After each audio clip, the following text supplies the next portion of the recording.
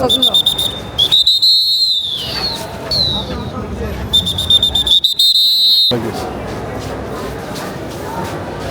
মোস্তফা জালাল মহিউদ্দিন একজন সজ্জন ব্যক্তি। বিশেষ করে আজকে যখন ওনাকে কোর্টে উঠানো হয়েছিল এবং নামানো হয়েছিল, তখন ওনার বিশেষ করে ওনার ভাগিনা এসেছিলেন এবং স্বজন কিছু এসেছিলেন, তারা কথা বলার চেষ্টা করেছেন, কিন্তু তাদেরকেও কথা বলার সুযোগ দেওয়া হয় নাই।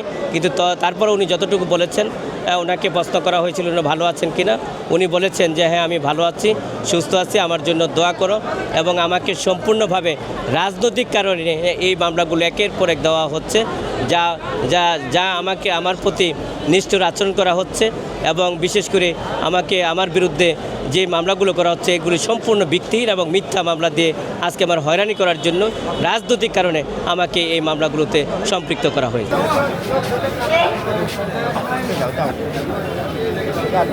সামনে